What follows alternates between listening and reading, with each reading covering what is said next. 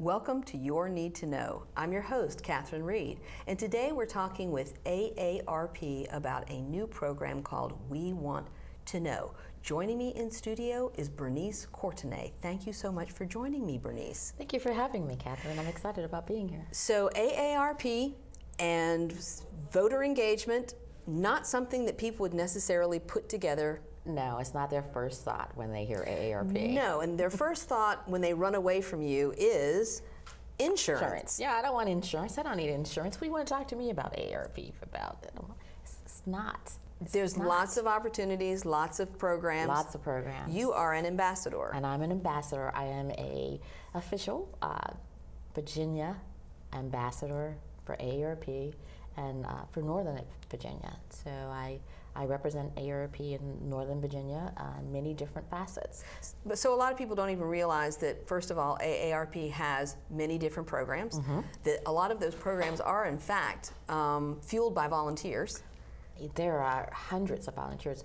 You may or may not know, there's over 1 million plus AARP members in the state of Virginia. And from that, we have, oh my goodness, hundreds of volunteers. See, and that's amazing. No, I don't think I knew that, and I don't think most of our viewers know that either. There are even chapters of AARP volunteers in the state of Virginia. So that, and because you have so many programs, some of which I have not heard about, including the one we're going to talk about today, but because there's so many programs, that there are probably people out there who don't even realize there's a volunteer opportunity perfectly suited to them. Yes. So you actually tell us how you came to be a volunteer with AARP. What was that path like for you?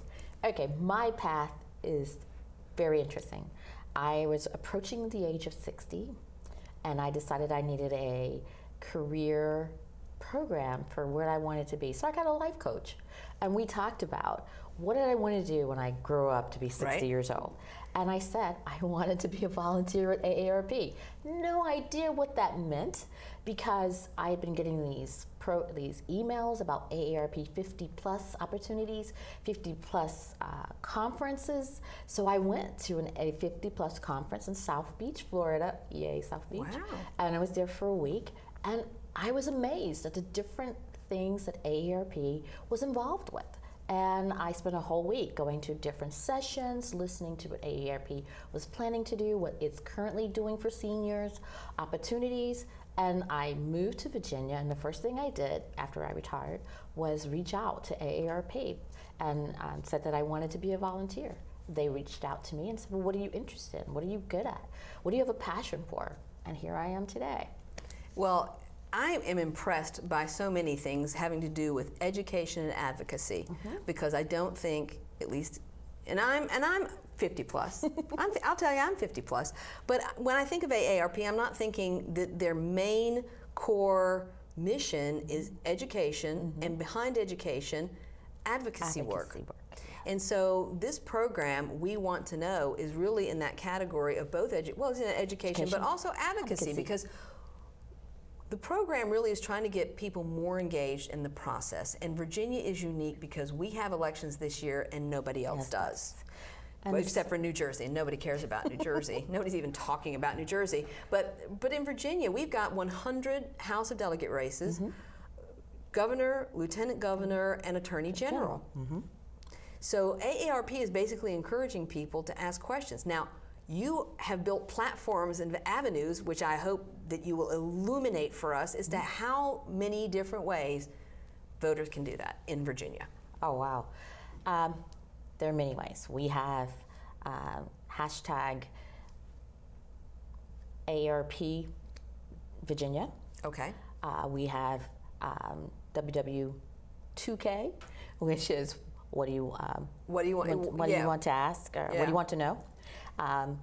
Then you can either go to if you go to a forum where there are candidates, you normally, more than 9 times out of 10, there will be an AARP representative there with what we call our flat board and of our flat person. Your flat person. And we will have an opportunity for you as a voter to ask what question you want to know from whichever candidate you're seeing that day, or whatever candidate, a delegate, the governor, or attorney general.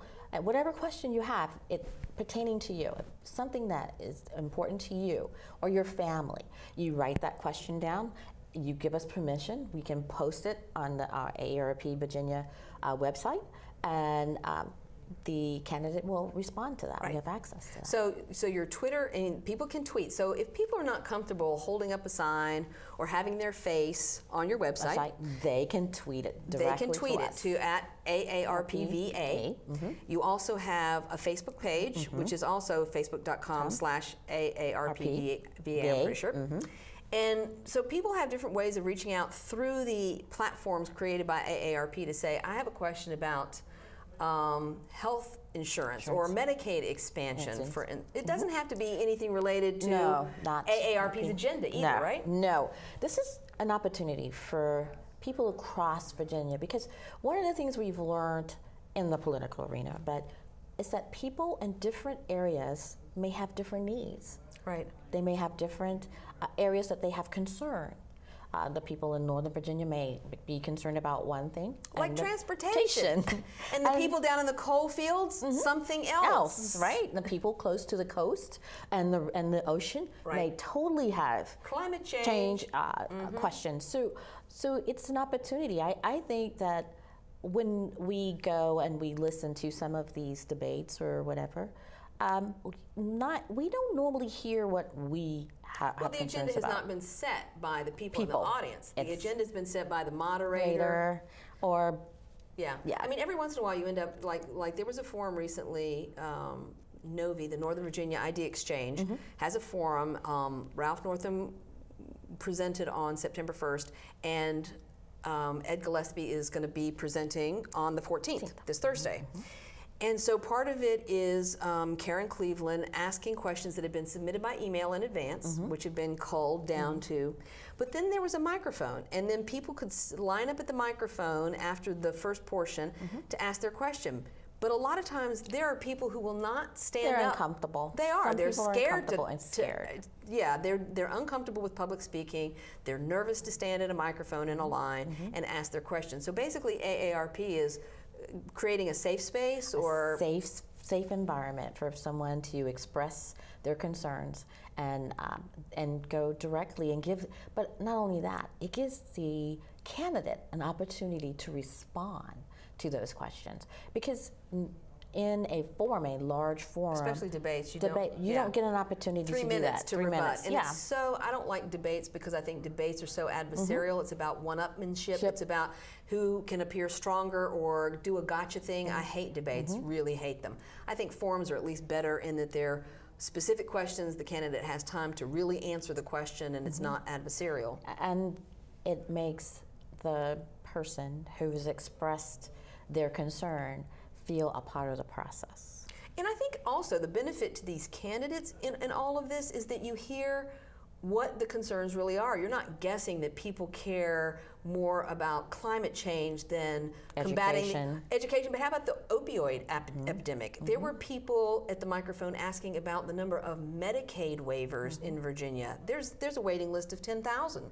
Well, if you don't have somebody in your family who's waiting for a Medicaid waiver, you don't know. You don't know, and it's not on your list. And so the candidates need to understand. And you're right, regionally, each region, each specific community have a different need. They really do. People who are interested in DACA, immigration issues, there are communities where that is a bigger concern than other places in the state where that's not as big a concern. And you know, I applaud, and I'm proud to be a part of AARP's organization that providing a platform for this, because I, as a voter, always wanted to ask questions, and so we were able to put that out like tonight. And as far as this month goes, there are going to be different opportunities for AARP to be in. So explain some of the places where you show up with your offer. It's funny because we have this thing called Supper Club. It's a dinner club. It's an opportunity for AARP members to go to a restaurant that's been chosen and have dinner. And it's not a space where we're trying to sell AARP agenda.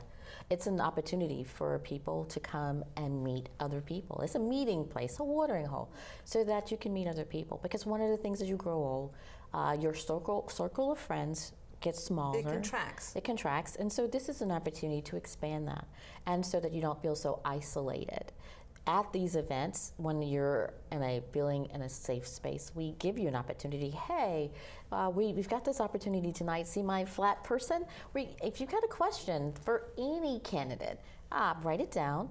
I can either post it for you on our website, or you can do a picture or a video with our flat person and ask your question to whoever the candidate is. And I think that's a great opportunity without it being an obligation, because there's a difference between creating an opportunity and people feeling obligated. Yeah. So at one of your supper events, nobody has to ask a question, but you might be kind of inspired by the fact that other people are asking questions that you hadn't thought about, didn't know about, like, oh, is that an issue, Medicaid? Waivers? Like, what is that? So the dialogue created, to me, it seems like it would be very, inspiring, very engaging to have a conversation with people around a table.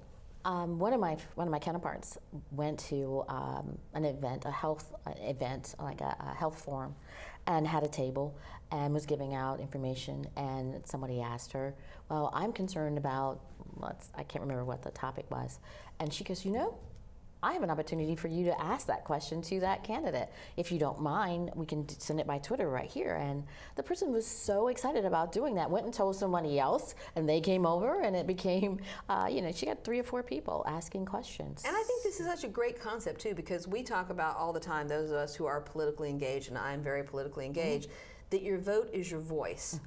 But it's beyond just casting a vote at the ballot box. Your voice is your voice.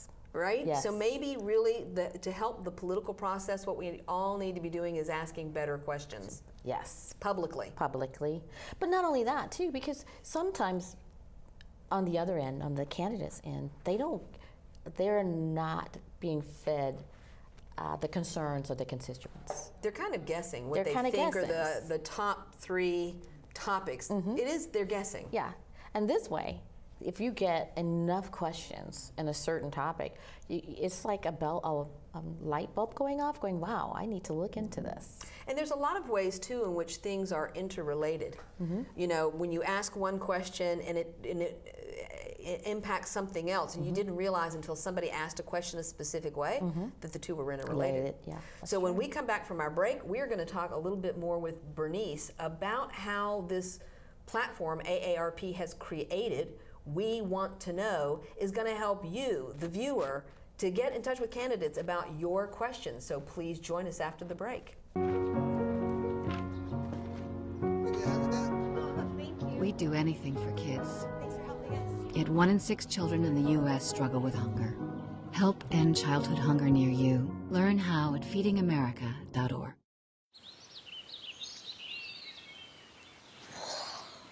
Oh, look, a redhead. Staring contest.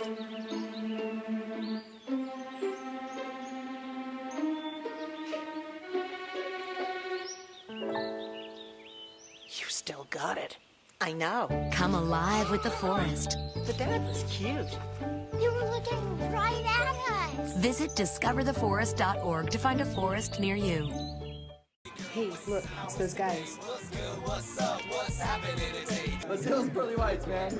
Yeah! Boys, check it out.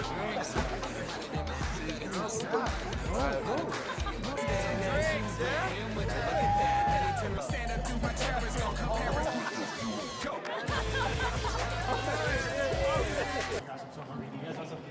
Ooh, cute. Are you good to drive? I'm fine. Hey girl, what's up? What's your name? What's good? What's up? How many did you have? I should be fine. You should be. Sir, go and step out of the vehicle for me. Yes, sir. See ya, buddy. Today, Sean's got a hearing. We'll see how it goes. Good luck. So turns out, buzz driving and drunk driving, they're the same thing, and it costs around $10,000. So not worth it.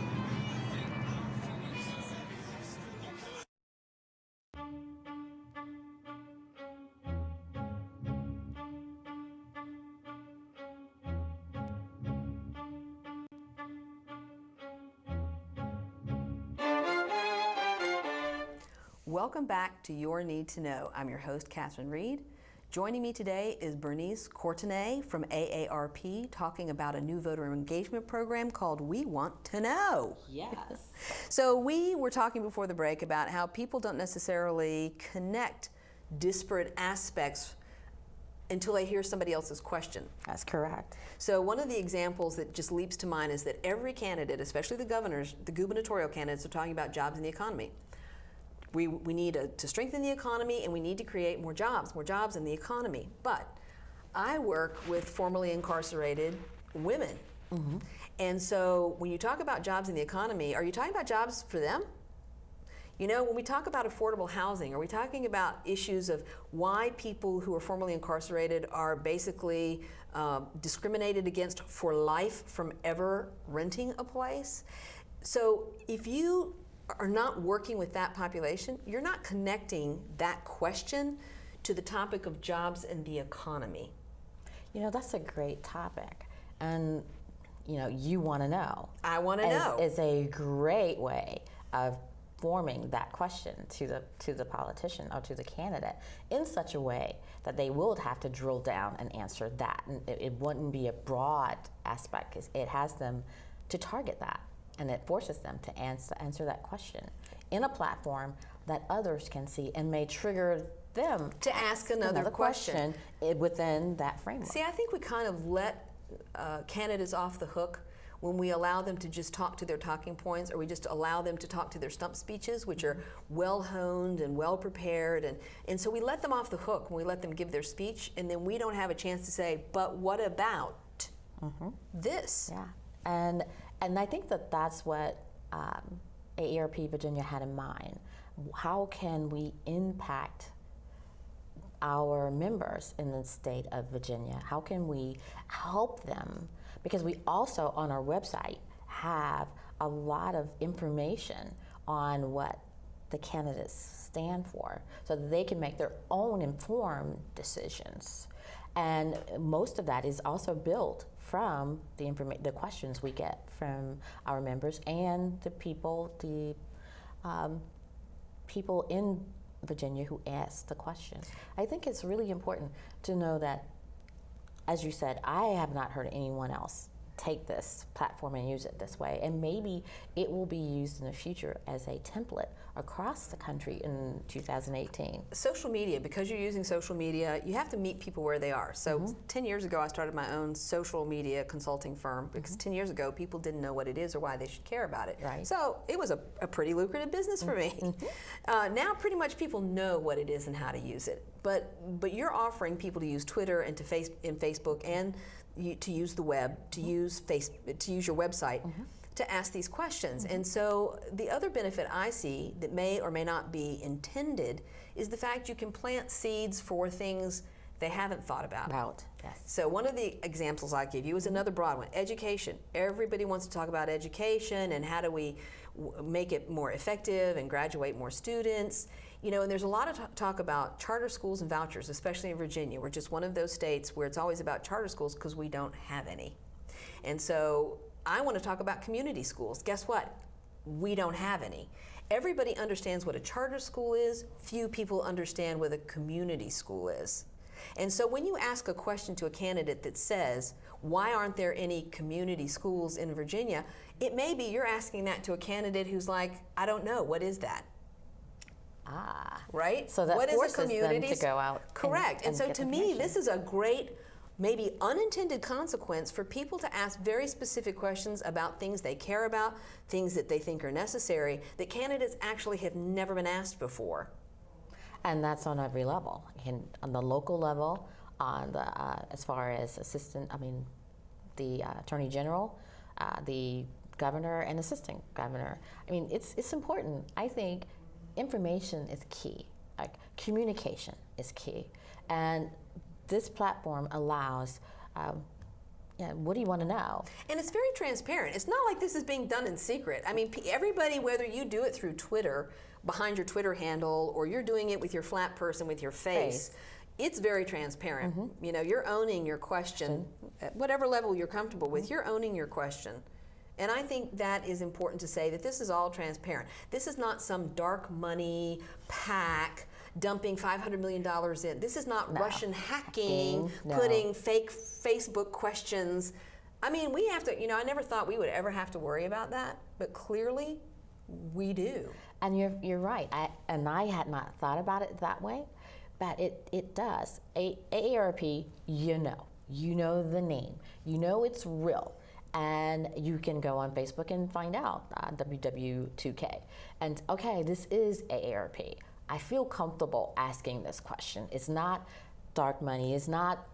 Yeah, like who's behind this campaign? Who's behind this sponsored ad that keeps showing up? Yes. There's all kinds of unhealthy, detrimental things going on social media that tries to influence campaigns. I don't think at this point we even know how detrimental or how deep that may have gone, but we need to be better consumers of information going forward, knowing that some of the stuff that we see may not be credible, and we need to look at the source of that and ask ourselves, is this from a credible source? AARP brings that. Yes, and we bring our name, our brand, and the fact that we are about making sure that everyone, even our members, have access to the information that betters their lives. So it's like, I have never been more sure of a program than I am this one, because not only does it give the voter a voice, but it gives them access. I mean, to me, it's like being able to sit down with that candidate and have your list of questions and have him answer it. I mean, where do you get that? Where does that happen before? Other than getting invited to have dinner with a candidate. But right, and how often does that happen? Yeah. But I think the other great consequence of doing this too is that you're engaging people who are not retirement age. Right. Because you are trying to pivot what people's what they think you are, and you're trying to pivot it to what you actually are right now, you really kind of need to get younger people who aren't 50 yet, and say, we're offering this to everybody of every age. You don't have to be 50 plus. You don't have to be retired. You don't have to be retired. You just have to have an opinion. You have to have a question. You have to have a desire to know and impact the race, whatever race it is in 2017 that has your attention. So where should people look for you around the state? So tell me some of the things other than your suppers. What kind of events? Farmers markets. Okay, farmers markets. We attend fairs. We have invitations, or we show up at different candidates' events. So if there's a candidate forum, people should look around to see look around to see the red shirts. We'll be there. And a lot of times with our flat people, but we will be there in numbers across the state, helping get the message out about what do you want to know? What question do you have? Especially state fairs. We are hitting those festivals. But yeah, there's a lot of fall festivals. A lot of fall festivals. We're going to be there. The beginning of this month was like our really big push to get out there and let people see us and let people know that we're there as an aid for them to get. And so if people who are watching this show and they're like, you can volunteer for AARP, I had no idea, what would be the process for them to get in touch as a volunteer to say, oh, I'd like to help with this program? How would that look? AARP Virginia. Go on there on that website and you can sign up, and if you even get on AARP website, AARP period, it will direct you to the different states. You choose Virginia, and we will get you out. We have monthly emails that go out with our newsletter that talks about what's going on in the state of Virginia, different activities, different things to be involved in, and different volunteer opportunities. So it's there. We reach out all the time through friends and through that platform. I think that's fantastic. So this is all kind of news to me too. So let's talk just a tiny bit about post-election and what happens as far as advocacy once everybody's elected and they're all sworn in and we start the legislative session. Isn't there a state director that we have here in Virginia? We have a state director for AARP in Virginia. We also have a state advocacy director, assistant director in Virginia. We have different assistant directors around the state of Virginia. We have one in Northern Virginia. At the end of this 2017, our team will be getting together to determine based on what is being led by the Sort of what your legislative agenda is? Yes, Yeah. and then we go out and represent. We open up, in past years, I worked on a campaign where we opened up an area up in Northern Virginia where we had our volunteers meet and say, well, what are we going to work on and how are we going to get out and get the word out? See, I think that's important too, and I think it's very related to we want to know from the candidates to help set up too, because one of the things that AARP is doing is in fact gathering information on their platform that tells AARP what people are most interested in, right? Yes. So going into the legislative session, it's like, well, we canvassed the Commonwealth of Virginia and so many people came back, and this surprisingly is what people care about, which informs then, I'm sure, your legislative agenda, because our legislative session is so short in Virginia. Very short. Very short. It's going to be 60 days this year. Last year it was 45 days. So it's a few days longer this year, but you're still talking about 3,000 bills. And so does AARP, I'm sure, must do a lobby day at some point? Oh, yes, we have a lobby day. And we have volunteers that go not only in Virginia, but on the Hill. Yeah, federally. Federally. So we have a state volunteers advocacy team, and we have a federal advocacy team. Right. And we get together with the AARP, the employees team, and they sit down with us and they train us. They get the information to us on these are the things that we are looking at. Right. But right now, as you said, the We Want to Know is perfect to get information on what our people, what AARP, what the people in the state of Virginia find that they need. And by location too, which is very, very helpful for your different representatives in different parts of the Commonwealth. So, you know, I see how this is interrelated, and it's such a positive thing to have people asking questions. They're simultaneously letting candidates know what they care about. They're simultaneously planting the seeds of issues that may never have been brought up before to these candidates. But then going into post-election, you're also letting people know that they can engage with AARP on lobby days, because they can fan out to their elected representative, whoever that is after November 7th. They can fan out and actually knock on the door of their delegate and say, I'm here with AARP and this is the bill or the issue we'd like for you to look at. That's correct. Well, thank you so much, Berniece. You have just been so illuminating on what I am floored by all the things that AARP is doing right now. Oh, we are fanning across the state, just trying to make sure that the voices of the people of the state of Virginia are heard. So this is what you need to know about AARP's new program, We Want to Know.